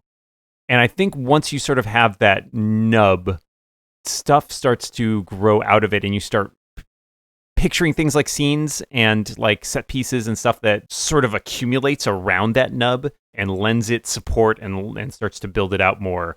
And so for me, looking at my last couple books, I think the whole series of the Galactic Cold War for me really started with the characters and sort of this central idea of what if you had this Cold War, this ongoing conflict, and instead of having characters who were necessarily just out to win at all costs, they were actually trying to prevent the war from becoming essentially like a active hot war. And like that sort of was like, I thought that's interesting. I was like, it's an idea of people who are on a side, but realize that there's a bigger picture here, and it's not just about them, beating the other side, but about making sure that tons of innocent people aren't caught in the crossfire. And then in each individual story, I think having those characters in my mind allowed me to think about how they react to various circumstances, and then what kind of things might make a difference in that war. So, in the Caledonian Gambit, there's a piece of technology that is like something that the characters are vying after that are like, okay, this would really disrupt kind of the whole system. And it's important that we keep an eye on that. In the Baron Agenda, it was more about like a political and economic maneuvering. Like somebody's trying to rig the game in their favor. How do we deal with that? And then the Aleph Extraction, the big idea is there is this resource that is potentially untapped that may have big implications for the way that these two superpowers are conducting this Cold War. And so I like taking that nub idea of like, what things challenge the status quo and how do your characters react to them? And certainly adding those set pieces and action sequences helps you build that out and turn it into a more fully fleshed idea. But I think for me, it starts with a fundamental question of you got the characters on one side, you've got this disruption on the other side. How are those two things going to mix? Yeah, I think what's the other government? Not the Illyrican government, the other government. The Commonwealth. The Commonwealth. Yeah, they're going to have to get on things. The Illyricans always have the leg up. That's the side we're always reading. We're not reading the other side, so I understand. That's right. That's right. There's stuff going on there too. I mean, there's challenges on every side. I was working on that question with Ryan because I kept thinking these characters always get themselves in good situations, and they always the characters shine through in the spots where they are as themselves still. And I thought it was interesting how always the characters the characters always seem to be themselves in the places you're putting them, which always surprised me. Well, I mean, not surprised, I guess, but I was always, I enjoyed it. I appreciate that. That's gratifying. You want characters to feel like they're consistent people, right? Like that aren't just whimsical, changing from moment to moment, but have a certain degree of consistency. The way I remember from what Nate had discussed with me, he was always drawn to the fact that your characters, because they were themselves in every situation, he was actually wondering whether or not it was, okay, I've now created these characters. Now let's throw them into this thing and see how they react, see how they grow, or discover how they act from that. Yeah, there's an element of that, sure, because, I mean, obviously I know who these characters are. I know where they were at the end of the last story that involved them. And then going into a new story, I always like to have some idea of where they're going to end up. What is their fundamental arc from the beginning of a book to the end of the book? And what things are they going to encounter that make them take that journey? Because the series that I cite a bunch, and when I talk about my writing, is the Vorkosigan Saga by Lois McMaster Bujold. What I love about that series is the characters grow and change and evolve. I mean, and some of it is just, it takes place over this massive span of time. Like, you know, essentially these characters, 20 years or so. And I love seeing those characters adjust and behave in ways that you know make sense because of the way that you've seen them act before. And so, you know, like, oh yeah, remember back in that book, like 3 books ago when he ran into this and that really made him question X. And all of a sudden now when he's put in a different situation, he's thinking back to that and remembering how that impacted him. And so I think for me, I do like to throw characters in and see how they're going to react to things, but I always have an idea of where they're going. And sometimes that idea changes. Sometimes your destination changes along the way because you're like, wait a second, it doesn't make sense that he would act in this way. In some of these books, it's definitely a matter of no battle plan surviving contact with the enemy. Like you get in there and you're like, oh no, this isn't going to work. It is important to me that the characters develop and feel fully realized and change as they go along. From this point on, we will be hinting at some spoilers. We won't go into depth on any spoilers, but please be warned. Do you sit and plan out all your chapters and breaks ahead of time? Because I was sitting and reading the part where Eli gets thrown out into space, and my wife was taking a nap next to me, and I almost shook the whole bed because I was like, "Wait, you stopped! Wait, I gotta know what's gonna happen." I don't, honestly. A lot of that is on the fly. You can tell. For me, I can tell when I'm at the end of a chapter, or like I can tell when I'm writing and I'm like, oh, I know where this chapter ends. Because you want to leave off at a place that's going to keep people turning the page, right? Like you want, like, oh no, he got thrown into space. What's going to happen? Is he dead? You know, like I gotta keep reading, right? Exactly. I gotta keep reading and find out. You know, I think my greatest teacher in that has been especially watching TV shows from like the 80s and 90s when they were very regimented in their structure in terms of like the act structure. You watch an episode of, say, you know, Star Trek Next Generation or something, and like, you know when that music's gonna come and like, oh no, they've just discovered something and like commercial break, right? Like, so that's where the act breaks fall. And so you start to internalize that structure a bit over time and think like, oh, I know this has to end with some sort of dramatic moment. And I tend to not be a huge outliner. I did write a synopsis for this one beforehand because it was something that was under contract and I had to turn in a synopsis. It wasn't beat by beat. It was, you know, a couple pages worth of like, here's kind of the general idea of what's happening. And so what I did as I write, somebody said, I think made this very astute observation once I read a couple years back. I can't remember who it was. They were a writer.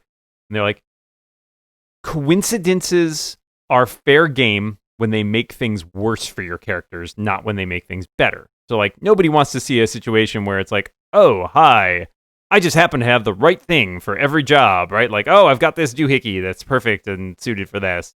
But what you do want is the coincidences where everything go wrong, because that feels like, you know, you got to put your characters in jeopardy. You got to give them some challenges to overcome. And that's what creates that tension and keeps people coming back for more.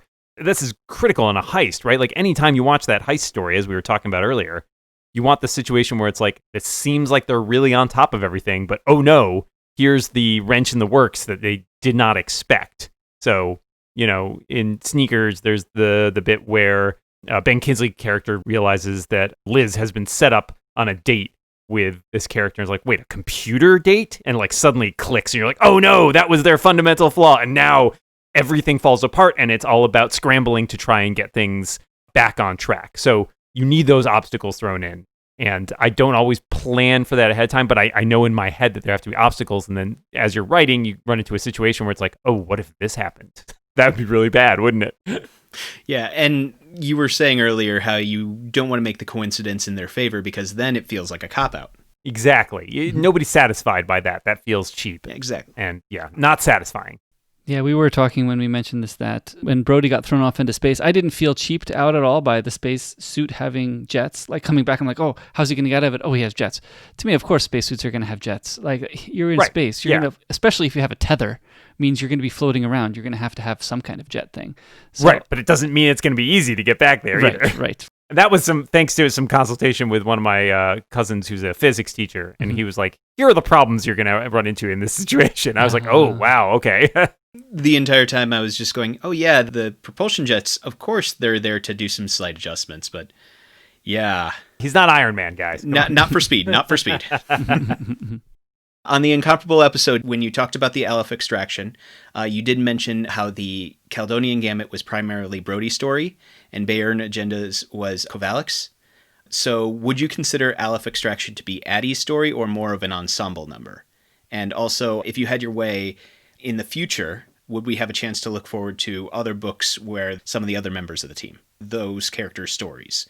So I do think of Aleph as Addie's story in that she has the farthest to come in this story, and it's kind of her origin story, right? Like, Gambit was Brody's origin story where it was like, how does he get swept up in all of this? How does he join the team?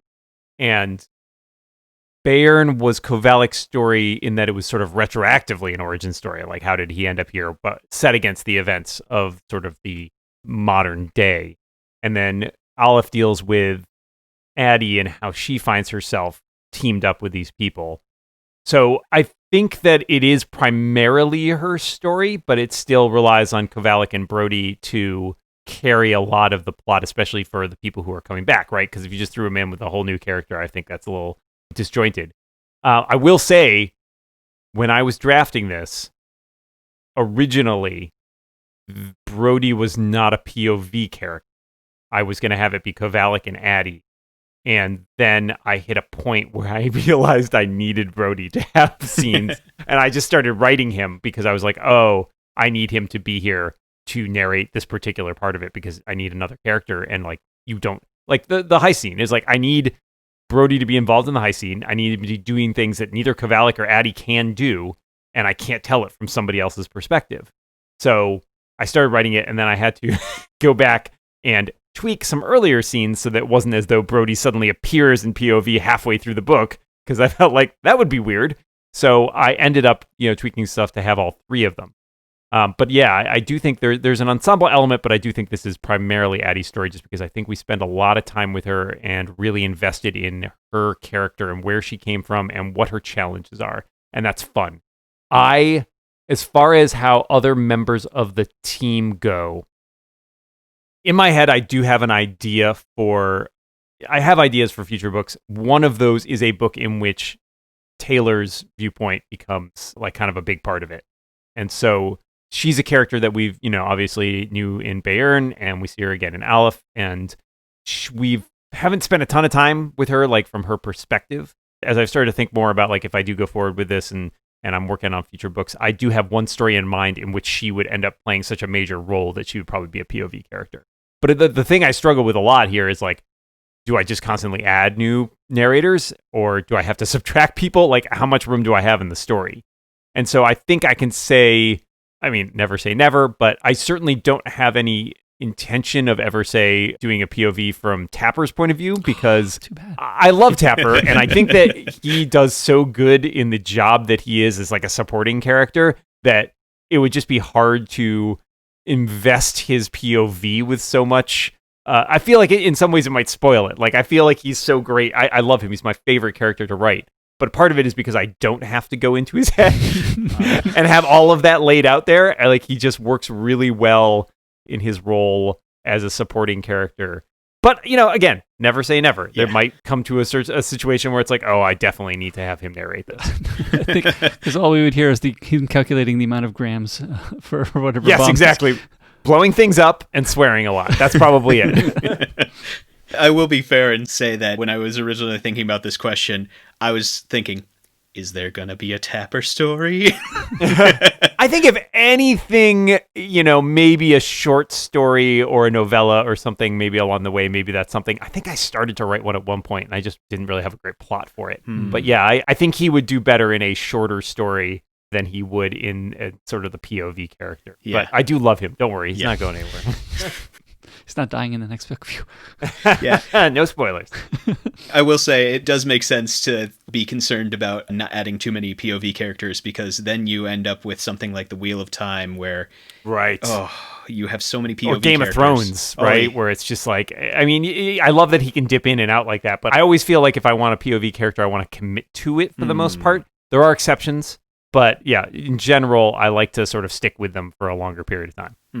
Yeah, so when you were on that Incomparable episode, and when you discussed the publishing of this book, you mentioned that you had altered the ending. What led you to that decision? And if you're willing to share, what was the original ending? All right, so I'll be blunt at first and say I'm not going to say what the original ending is. However, if you read closely, there are probably some oblique hints to it. You don't want something to come out of blue, right? Like, what I like is to put things in, and then it rewards rereading, so that at some point, if you go back and reread, you're like, oh, that was hinted at here. So as an example of that, I threw in something in Caledonian Gambit where I didn't even know if I was going to have another book, but I knew I wanted to mention something that would come up in a future book. So there is a brief scene in the Caledonian Gambit where Kovalik befriends this old lady to use as cover when he's going to this coffee shop to surveil it. And he concocts a whole story about how he's waiting for his wife who's shopping. And the woman asks him about his wife, and he says her name is Natalie. And I was like, yeah, I'm going to drop that in there. I have no idea if I will ever get to have Natalie Taylor as a character or not, because I don't know if I'm going to have another book. But if you then go back and reread Gambit after having read the subsequent books, you'll be like, oh, that was mentioned here, like years ago. So there's something a little related to that. And the other hint that I will drop is that it was inspired very much by my love of Indiana Jones and the Last Crusade. So there's an element of that plays into it as well. That said, the reason I changed it is because as I was writing, I had a couple ideas in my head, and I had one that I thought I was going to take. And then when I got closer to the ending, I realized I felt like that didn't have the weight it needed in terms of the ultimate impact on the story. It felt more like a neat little bow on the ending, but one that didn't add to the stakes or anything like that. And it kind of also felt like it set up a plot line. Like, I was worried people might read it and think like, oh, he's introducing this whole new plot element here. Well, I wonder where that will go. And I was like, I don't have any plans for where that will go. So I don't want to whet their appetite for something that I'm not going to deliver on. And more importantly, I wanted it to be something that linked back into the larger story of how is this going to change the fundamental conflict of all of these books. But I will say that it was still going to be in the same POV. And that was like the important part of it, was like it dealt with this character who had been masquerading as someone else and was going to reveal a little bit more about like their intentions and motives. There's your unsatisfying. That's good. No, I do understand not wanting to promise on something that you're not necessarily going to deliver on. It felt like a fun thing that was delighting me, but it didn't feel like it furthered the plot. And so as a result, didn't even write it. I started at one point thinking, I'll write both and I'll see which thing the readers will like better. And then I wrote this one. I was like, I don't think I could do the other one better. In episode 9, we did talk about the makeup of the team. And with the death of Paige, the makeup did change again. So from the small team of 3 men in Caledonian Gambit to this team, could you describe how you built or plan to build the team? Yeah. I always had in my head that the makeup would have to change, that it was not something that could remain static. And I think, again, that comes from my love of shows that have these ensemble casts where people go in and out. And because you wanted to have some real stakes and real permanence to thing. Like, I didn't want them to be this little invulnerable group of men, and they were all men in the first book, like, who are, unchanging throughout the whole series. I wanted there to be additions and losses and all of it. So Paige was always intended to leave the team there in book 2. And in part, that's because I wanted room for Addie, who had been a character that I'd always envisioned joining up with the team. And I think because for me, I had those ideas of characters, like all these characters predate mostly even the writing of the first book, just because they were all ideas I had, characters I had sketched out ahead of time. And I just didn't have room in the first book. Like, I wanted to keep it kind of limited and have it deal with, Kovalik and Paige and Tapper, because they sort of provide this fun little trio of they're very different personalities, all of them. And I like having that conflict and that diversity among their personalities. And then adding Brody into the mix let me add like a totally different, viewpoint, which is somebody who is just in over their head most of the time. Does not know what's going on, not trained for this, has a very specific skill set. And I think that lets you it gives us our avatar into that. And then when it came to adding Addie, I really wanted to spend some time with a character who is super competent and super well trained, but has more of a personality conflict with the other characters there. And then using Taylor as well, who I said we don't get to spend as much time with her, but she is sort of a mediating force on all of this. And her exploring her relationship with Kovalik is a lot of fun because they have, obviously a lot of history, and that adds a different dimension of tension to the whole relationship. So it was important to me that the composition of the team grew and changed over time and really ended up feeling like something that was kind of fluid, so that you didn't get too comfortable with these characters and think, oh, it's just another adventure they go on, and at the end of the adventure they'll be fine, and everything resets back to the way it was at the beginning of the book. It was important to do that with Paige early on, so that you really understood, oh no, there are stakes to this. Things are going to change. There are big impacts that can happen to this world, these people.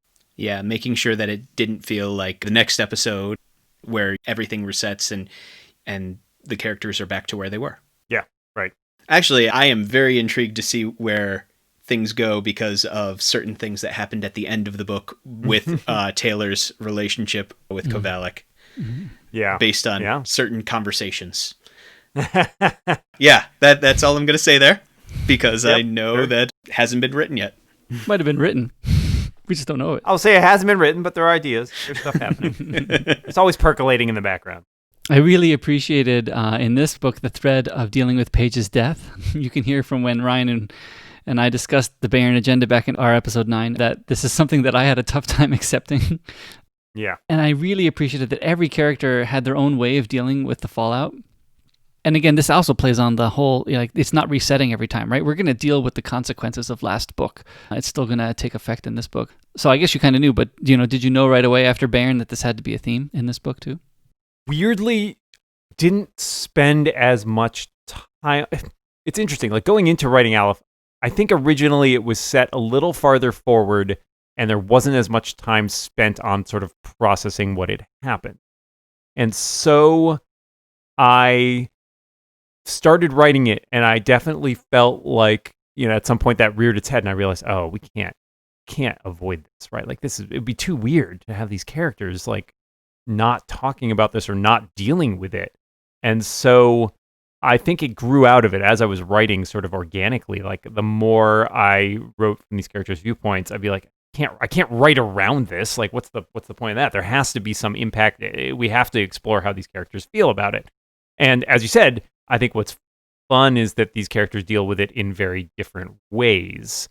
And so getting a chance, especially with where Brody was left at the end of Baron Agenda and his perception of what had happened, I felt like I wanted to explore that a little bit more in terms of him realizing what he's gotten himself into. And he's still doing his job, but he, I think, has a lot of angst over essentially what this entails and what his relationship with Kovalik is specific, how that impacts him going forward.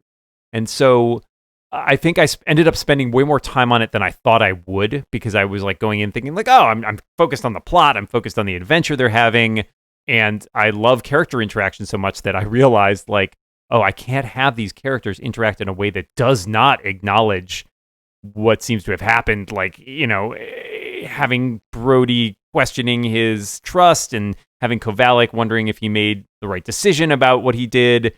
All of that is stuff that needed to be dealt with. And there will be more fallout from that. It's not, it's certainly not a cap on it at the end of this book. And I don't want to say too much more about it because, that one is, though not under contract, I've spent a lot of time thinking about what the next book in this series looks like. I have, my synopsis written up somewhere. There are some things that will come into play here, and there are hints. Hello? I like dropping hints, as I said before. Yeah, Kovalik is peeking into that can of worms at the end there, right? Yeah, that may come to play. There's some other stuff in there, too, that I like to... Again, the challenge is with all of these things, whenever you're writing a book, you want to both surprise your readers with those plot twists, but you also need to construct them, kind of when we were talking about before with coincidences, you need to construct them in a way that they make sense. So hoping that I lay enough groundwork and trail enough breadcrumbs and hints in here so that even if something later on is like, twist, you can go back and see like, oh, there were hints to this happening along the way, or there were some breadcrumbs dropped, because you want to run that balance, right? Like of not feeling like I'm totally pulling this out of my pocket and you didn't, there was no hint whatsoever that that's coming. But also you don't want to tip your hand. And that's always the trick, is finding that balance. Mention Chekhov's gun, but don't, yell at it. Exactly. So there's stuff in Aleph which is, setting groundwork for stuff if there is a future book, obviously, in plot and in just laying out certain things in the world. Thank you.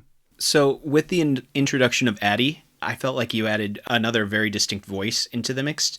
And I also felt like you differentiated them very well with the dialogue and with the internal monologues in their POV sections. So when you are writing from a different POV, what is it that you focus on to try to capture the differences in those characters? Sure. A lot of it for me is just, it's weirdly kind of just immersive, and it's hard to even express. Like, it's just putting yourselves in the shoes of of those characters and thinking about, like, not even like consciously thinking about like how would they react to this, but just so much as like knowing them and inhabiting them in the same way that when you watch your favorite TV show or read a book that you love has characters that you know and love, you just put yourself in their head and think about like, oh, of course they would do this thing, right? Like, and it's easier with side characters. That's the reason I like writing supporting characters who are, I don't want to say simple, but like they're less three-dimensional, is because you can convey a lot with just a little bit. So, having Tapper respond to a problem with like, I'm going to blow, we just blow it up, is like, I don't need to go into the, like, what in Tapper's history has led him to feeling that blowing things up is always the right answer. It's enough that you know that is his character. And it helps that they all have different, to me, they really do have different voices. Like, I can hear a Kovalik line versus a Brody line. They sound different to me in my head. And so I focus a lot on certainly knowing their backstory, knowing who they are and where they are in the world right now, like their context, helps a lot in bringing that out. So especially, with Brody, having him always be, as I said before, slightly in over his head, he's going to be snarky and use that as kind of a defense mechanism, and he's going to quip a lot because that's what he does. Kovalik is much drier. He's older. He's been through a lot more. He is a little more jaded, but he also is a person who plays things very close to his chest. Addie is, she's angry. Like, that's her sort of motivating factor. And so she's going to feel like a lot of times that's the way that she solves her problems, is by getting angry and punching people. And it's different, right? Again, like Kovalik may have been like that in his youth, but he has been in this war for 20 years and he has learned a lot, and he's changed and he's grown and he's gotten older, and all of those things will change your viewpoint on things. So it certainly helped in the first couple books when dealing mainly with Brody versus Kovalik that they are very different points in their life and they've been through very different experiences.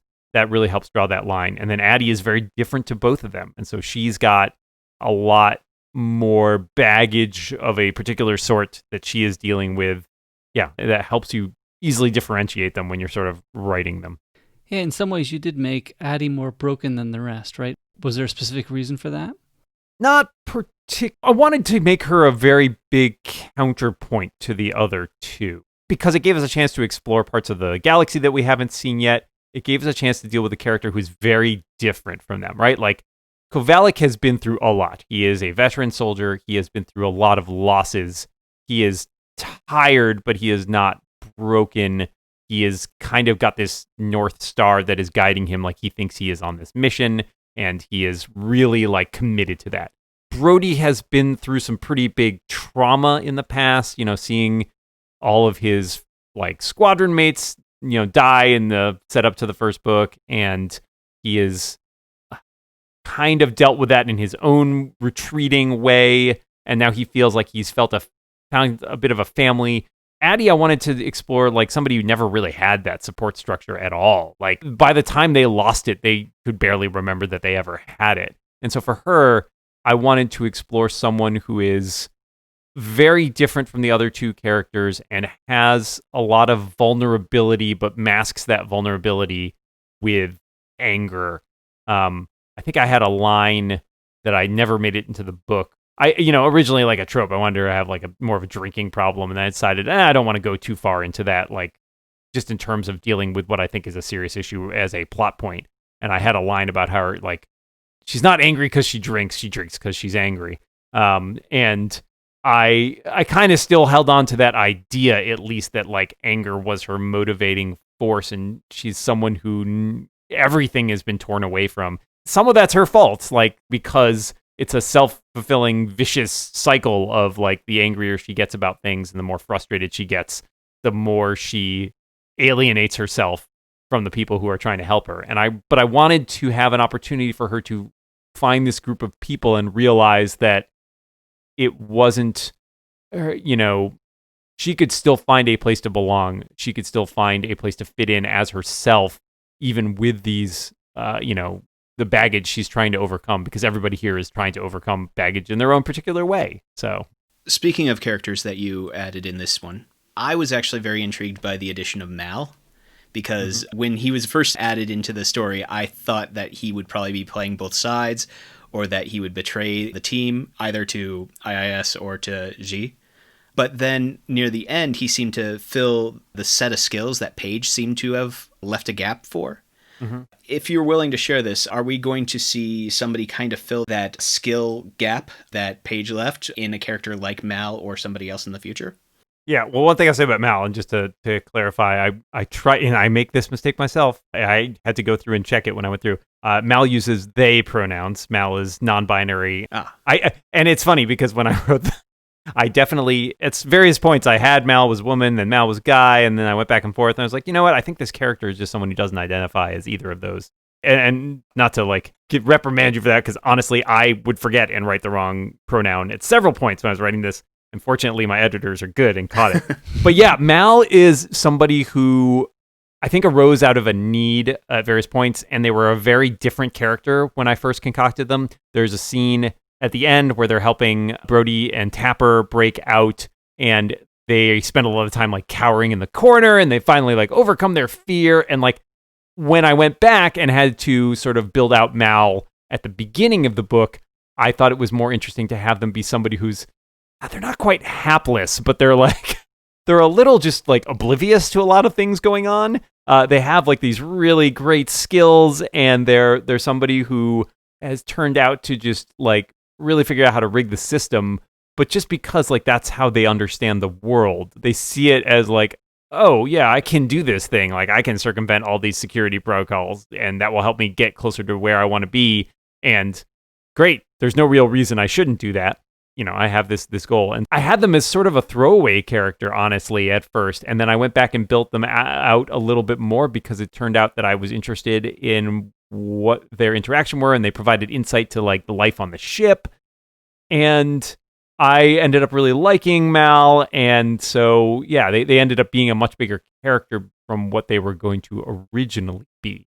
I don't know that there's somebody who quite fills Paige's role on the team. I see a lot of Paige's skill set filled by Taylor, which is another one of the reasons that Paige takes kind of a backseat in Baron Agendas, because I want to play up Taylor's role as sort of like hacker tech expert. And I will say I do have, if I keep going, Mal will appear again. I wouldn't expect Mal to take a huge role necessarily, but again, you never know. And I do have some ideas for things that they might be up to and how they might fit in with these characters, because I do think that they will play a part and a role in the team, but probably more of a supporting role. I was just very intrigued because they seem to be so hyper skilled in that one skill set that it just... And nothing else. Pretty much. Yeah, there's a Brody analog there too, right? Like Brody's really good, but he turns out to have a little bit more of a knack for things than I think Mal is very focused on one thing, and they're not somebody who necessarily you're going to see turning out to be an amazing spy too, but they have a role to play and a place potentially in the greater scheme of things. Yeah, and I could see them coming back as a supporting character, yeah. Well, I loved all the references to the other sci-fi thrown in the books. I'm positive I didn't catch all of them, that's for sure. But the reference to transparent aluminum definitely had me laughing out loud. But are these in there from the beginning, or do you add these references throughout your edit process? How does that work? Yeah. No, they just sort of drop in. I love putting homages into other stuff that I've read just because, for me, it's a fun way to tip my hat to the stuff that inspired me. And just sometimes you want that shorthand, right? Like, what is this thing made out of? Yeah, transparent aluminum, right? Like, that's a thing we use in sci-fi. Sure.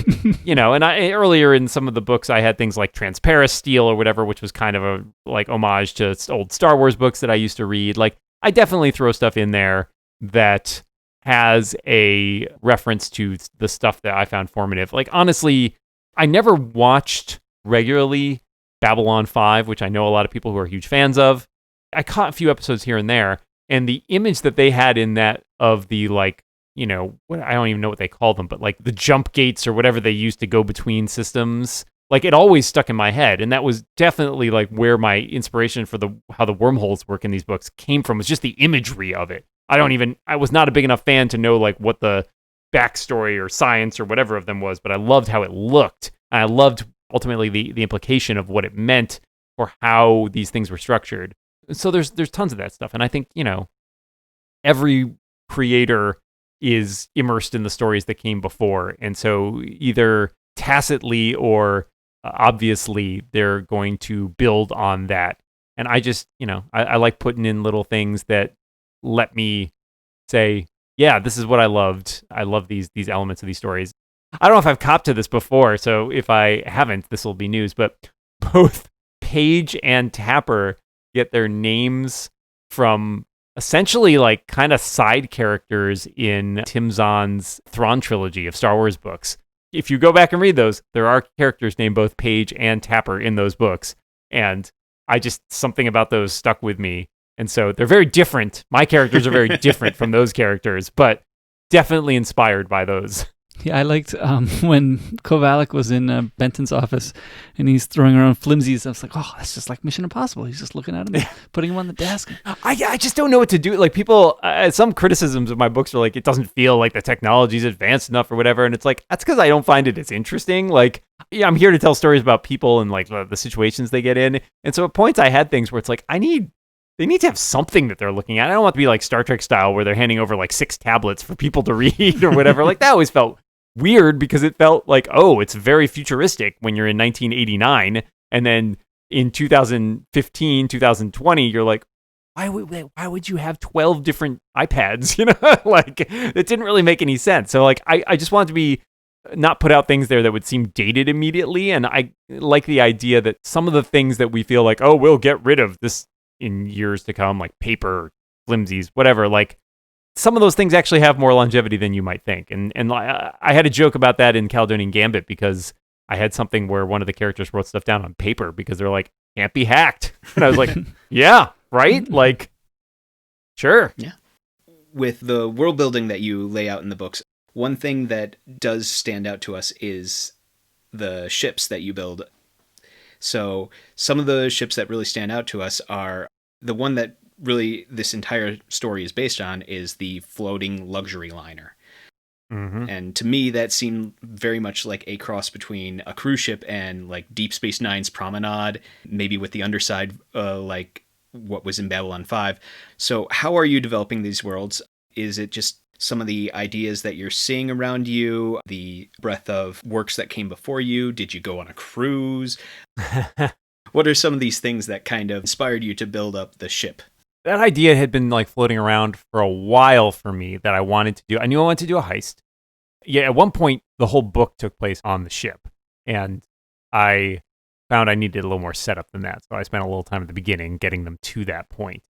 I love the idea of the cruise liner. I'm trying to remember if it was always sort of like a cruise ship. I think it was, just because I felt like, one of the things I wanted to explore was this other faction that is not about the two main superpowers, right? Like, we have these two superpowers and they've been throughout the books, and you know, in Bayern a little bit, I spend a little bit talking about like banks and like this independent world.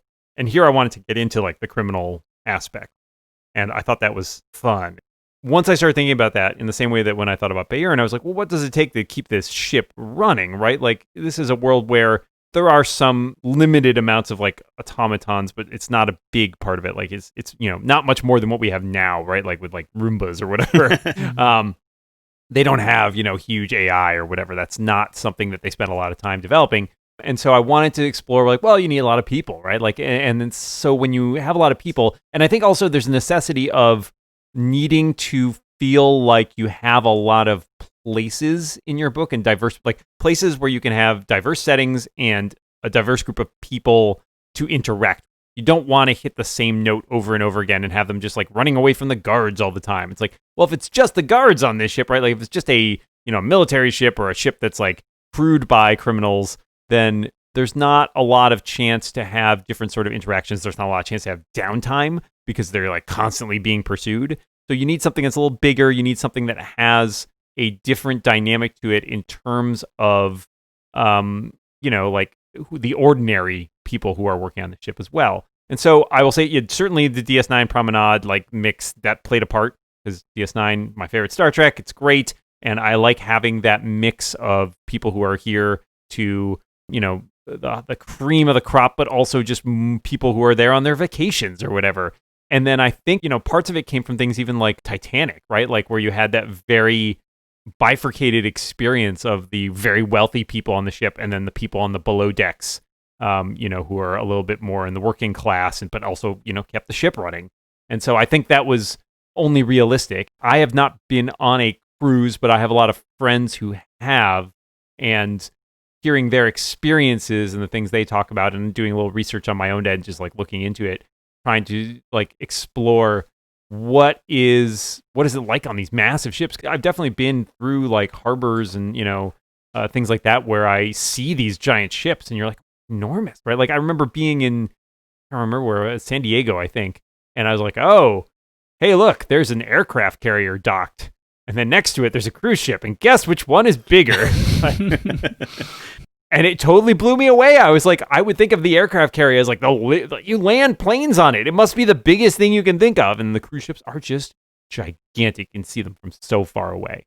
So I wanted to have a fun scenario like that where you could explore this whole world that is constructed here. And as a result, I sort of needed to have all these different people they could be interacting with and all these different places where you could have action scenes taking part. And so I did definitely some research into looking at like, what kind of things would you have on cruise ships? Would you have like theaters and, you know, besides the casinos and like restaurants, food trucks and all this various stuff. So like, yeah, it was kind of fun to play around with that. Yeah. Yeah, I like the mention of Z's yacht early in the book. Mm-hmm. Definitely had me thinking of the captain's yacht and Enterprise D, maybe with a little bit of ultra shine, like the Phantom Menace's ship there. Yep. I always wish they had used the captain's yacht more in TNG more than just they did on Insurrection, though. Right. I remember seeing it on the technical manuals and being like, ooh, that's cool. Yeah. I will say a little bit of that. So here's the thing. I'll tell you this funny story about, I spent a lot of time on Gambit and Bayern because I spent years writing them. And so I know them kind of back and forth. And then I realized I wrote Aleph in like 9 months. And so I go to think about, detail from this point. Did I put that in? Is that in the book or is that in my head? I will say that I don't think this is in the book, but the yacht was definitely in my head inspired by, there was a book, again, I'm going to throw back to the Thrawn trilogy, which is one of my favorite. Lando has a ship called the Lady Luck, which is sort of a luxury yacht. And I definitely had the think in one of maybe the Star Wars like RPG source books, there's like a diagram of it or something like that. And it's like, that was in my head kind of what it was. It's like, yeah, it's the kind of ship Lando Calrissian would have. Like, it's really fancy, and, you know, it's got all the appointments and the coffee maker and a nice shower and all that. So that's definitely where that came from. And a closet of capes. Yeah, of course. I mean, who doesn't want a closet cape? Well, you know, just take a picture of that layout and put it on the wiki. Yeah. The secret wiki. Secret wiki. There is a secret wiki. It's true. But I've been trying to build it out again recently to sort of get myself a little more, you know, like invested in things to come forward. So I can go and check things. That's the other thing is like I said, I don't remember things. So I've got to put them in the wiki so I can go and quickly search for them rather than having to look through 3 books and see, where did I mention that one planet? Yeah, I was thinking that's a very good idea. It helps, that's for sure. But now it means I have to do all that research now and search through every book about where did I mention this thing, and then write notes in the wiki about this is mentioned in this book, this is mentioned in this book, and this is mentioned in this book. This is all the things we know about this. Plus, here's my notes. Mm-hmm. Yeah, so you have canonical and non-canonical information in there. Huh? Exactly. That's got to be crazy to try to organize all that. It is a little bit of a mess. What's nice about it is that you don't have to remain too beholden to some of it. If it's non-canonical, then it can be thrown out, because if it doesn't appear in the book, and I realized this was the case with some things where I'd written things thinking I would go in a certain direction and then never actually committed that. It was like in the back of my head as something that I knew about this setting, but it was never written down in the book. And I get the freedom of being able to say, well, it was never written in the book, so I can throw that out and replace it with something else. Totally fine. No one will know it but me. Yeah, I was trying, again, because I'm the tech coordinator, right? You present me with an idea like that. I was thinking, oh, there's got to be a way you could get this on Fandom and just have everybody else write it for you. I would like that, don't get me wrong. If anybody wants to volunteer to be the official wiki person and start collecting all that information, have at. Yeah, but then you can't store your non-canonical information in there. That is true, because especially you can't put stuff about future books. Like, there's stuff in that, you know, I had Aleph details in my wiki before the book came out. And so if you wanted to get spoiled on how that book ended, you could have done that because that information was in the wiki. Then so that just means that you just have to make all your beta readers update it. Right. Oh, that's a good idea, because they're not doing enough work already. Of course. free labor. I will say only one other person has access to the wiki, and they've already abused it. So that's what we were hearing on the Incomparable episode. Yes. Jason added some stuff, and I guess it's canon now. I don't know. It's not in a book yet, so it's fine. Isn't exploiting your friends what friends are for? Yes, that's right. That's the whole point of having friends. Exploitation. Yes. You heard it here first, Nate. I can exploit you, Brian, right? I can do it? No. I'm pretty sure I already do. Oh. I just do it during work hours so that it's legal. Yeah, exactly. There you go. Well, thank you very much, Dan. Yeah, thank you so much for taking your time and joining us here on this podcast. Thank you guys so much for having me. It was a lot of fun. I really love to see people being engaged in the books, and really, those were great questions. I'm so delighted to talk about all this stuff, because usually it's just in my head, and now I can pour it down onto other people instead. So thank you so much for having me, and thanks for the treats. I will continue to enjoy them.